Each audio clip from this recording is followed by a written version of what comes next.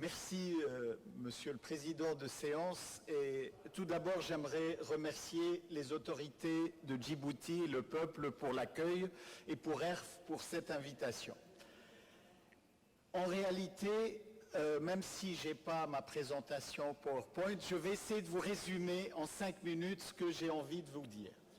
Quand on parle de financements internationaux de l'éducation, en général, on demande plus de financements internationaux. Et j'aimerais soutenir dans ces 5 minutes l'idée qu'on se trompe de problématiques. Et je vais résumer mes propos en 3 points. Tout d'abord, l'inefficacité et la faiblesse des financements nationaux de l'éducation. Les financements nationaux de l'éducation sont faibles.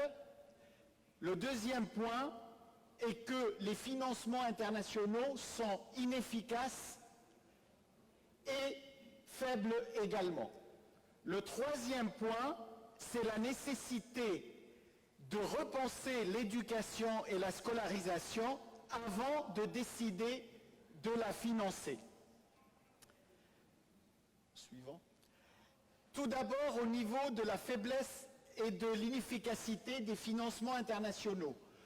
C'est une courbe que vous ne voyez pas de loin, mais c'est une courbe qui montre le nombre d'enfants en dehors de l'école. On était à peu près à 120 millions en 2010 et actuellement on est à 60 millions d'enfants en dehors de l'école. Mais ce nombre d'enfants en dehors de l'école est en train de stagner. Depuis 2015, on n'arrive pas à baisser le nombre d'enfants qui sont en dehors de l'école.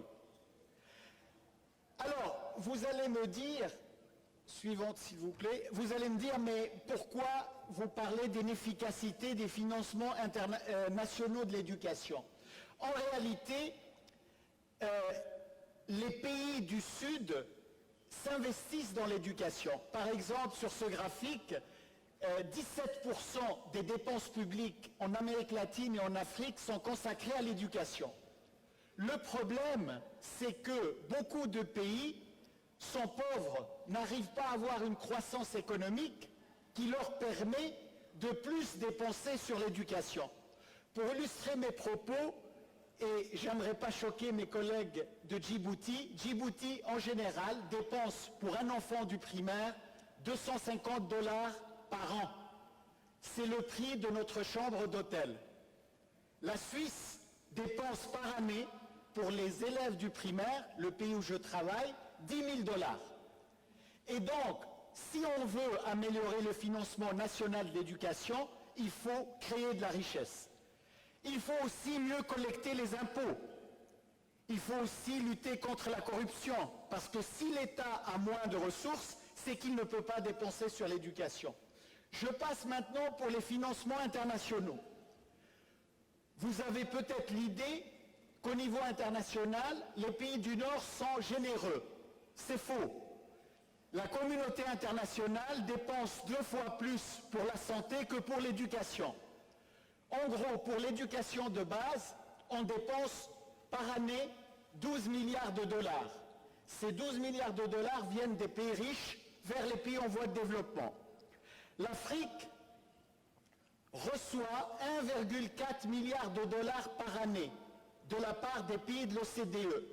Vous savez ce que signifie ça?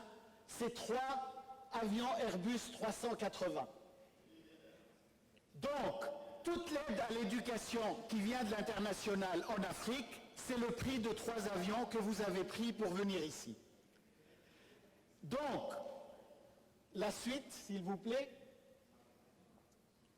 Troisième et dernier point, 1 minute, Monsieur le Président. Donc, la question que je vous propose pour débattre, c'est qu'il faut repenser l'éducation et la scolarisation afin de savoir pourquoi les financer. Et je résumerai mes propos en 3 points.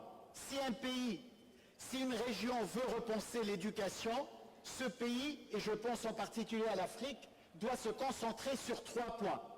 L'infrastructure. Il faut des constructions scolaires de qualité, une certaine sécurité, l'accès à l'eau, aux sanitaires, aux cantines scolaires. On peut se demander est-ce que c'est le cas dans beaucoup de pays. Je pense que c'est non. Deuxième point, il faut penser aux langues d'enseignement, au curriculum et la pédagogie, et leur nécessaire ancrage dans la langue et la culture. Est-ce que c'est le cas? Je réponds aussi que non. Le troisième point, il faut penser aux enseignants, leur statut, leur niveau de formation, afin de pouvoir financer l'éducation. Il faut s'entendre, qu'est-ce qu'on veut faire sur 3 points. Et de mon point de vue, il faut que le financement soit essentiellement national pour essayer de réaliser une certaine souveraineté. Parce que l'éducation dans les pays du Sud ne peut pas s'améliorer avec les organisations internationales ou avec une pensée importée de l'extérieur. Je vous remercie.